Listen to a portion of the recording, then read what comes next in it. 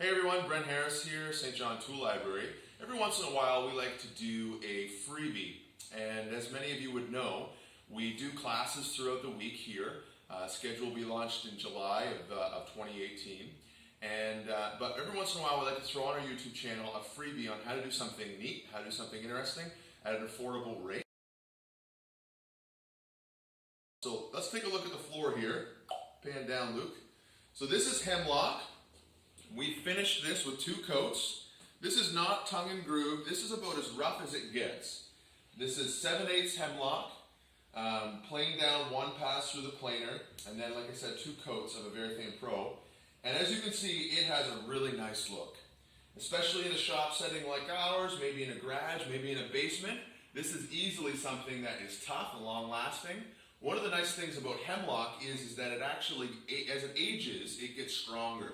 So if you've ever had to deal with a really old piece of hemlock and cut through it, you know it's a nightmare for your blades. Well, we ordered that hemlock, and I'm just going to show you some of the tools we're going to need. So to put this into the concrete floor, we've got some small Tapcons, long, 3/16 by 2 1/4. Now those Tapcons, just come with me, Luke. Those Tapcons come with a really small bit that are meant for your drills. And if you're going into concrete like we were, that is not what you're going to want to use. So let's just come take a look here. You are going to need a drill so that we can drill through that hemlock just to put a hole in for this bad boy. So the hammer drill, a large 10-amp rotary hammer that has a different size bit, same dimensions as the one that the Tapcons come with, but it's an SD bit. Now for this job, I like to do Bosch drill bits, and I have a couple here. I'll just show you. I've used a DeWalt, and I've also used Task bits. So these ones have really stood the test of time. I really like them. I want to recommend them to everybody. They're long life, and I've really liked them. It does take some getting used to for this to not break them, even the nice ones like the Bosch, and we're going to show you that in a minute. So we've talked about some of the tools we're going to need. We'll actually give a demo here in a second. But when you're getting lumber from a local mill, it's going to come planed down to the thickness you want. And we got a great deal on this hemlock from Johnson's Lumber out in Grand Bay and Browns Flats area. And so this is what the hemlock looks like when it comes, right? He's got it planed down to a certain pass. It's got a very uniform thickness. It's been milled down, so we've got 6-inch thickness here on each one of these boards, so it's perfect. But of course, if you're going to try to put this on the floor and then you're going to finish it, that is just going to, those pores are so open in the wood, it's just going to soak up your product. And you're not going to get any kind of seal that you want to get, not with a lot of product. So what we've done is we pass it through our benchtop planer. So this is our very small, not an industrial grade planer. It's a 13-inch rigid, and it's worked quite well for us. We've run through about 2,500 board feet we've run about 1,500 board feet through so far, and it's not given us any headaches. And of course, we got that collected to a dust collector that throws a lot of wood chips. And what we've done, if you just zoom in here, Luke, when you see one that's got through a couple passes, it doesn't have that rough look. We'll just put them side by side. So it almost looks like it's been sanded a little bit.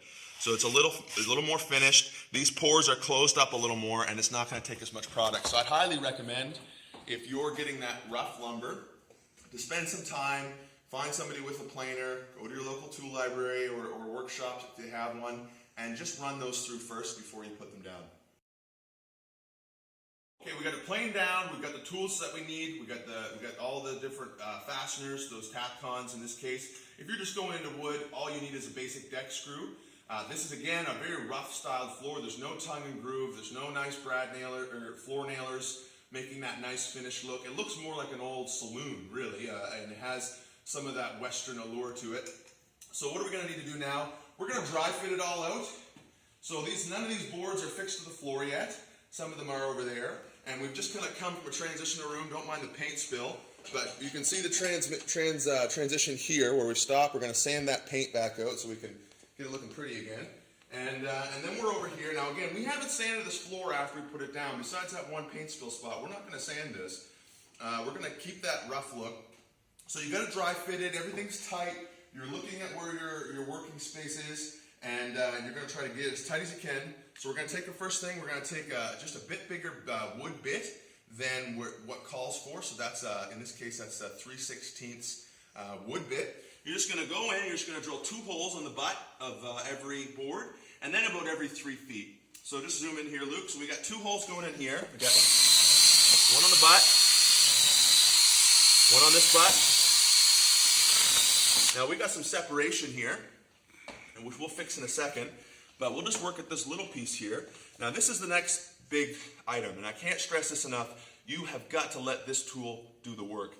A lot of people will start like this, and they'll drive that bit right down in there, and then they'll start it. And that is a surefire way, especially on a concrete floor, to break this bit, even a nice bit like this Bosch SD. Of course, you want to make sure your bit's actually in your drill too. Sometimes you need to give these a little twist. There we go. So I'm gonna start this up. You're not gonna hear me very well, but we want to let this get up to speed first, and then just watch how I do it.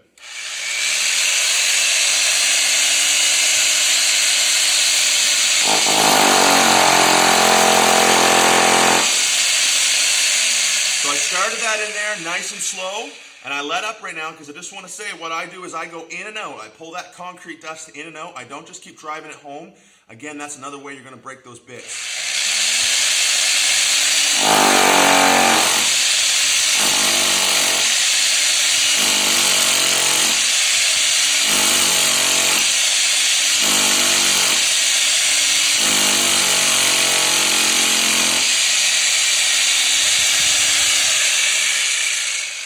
So you're going to want to get the right thickness, the right depth, sorry. And how you do that is you just take your Tapcon bit, you hold it on there, and you adjust for the thickness of your board. So I know I don't have to drive this bit right home. I know the thickness of the board is about 7/8, so I really only need to get down to here, which is where I was with that bit. You can use a guide if you have a guide on your hammer drill, or you can put a piece of tape there to make sure you get the right depth. You're going to take an impact, the right bit, in this case it's a star bit, Phillips, and you're going to hold that in space. And you're just going to cinch that. You're not going to drive it right home. Just countersink it just a little bit, and there you have it. So you're going to do that a lot of times, obviously. We've put in probably about 800 Tapcons already, and that's going to be one of your major expenses is buying Tapcon bits in case of a concrete floor or screws. So that's it. If you have any questions, feel free to shoot us a box in the comments, message us on Facebook, or send us an email through our website at www.sjtl.ca. Peace out.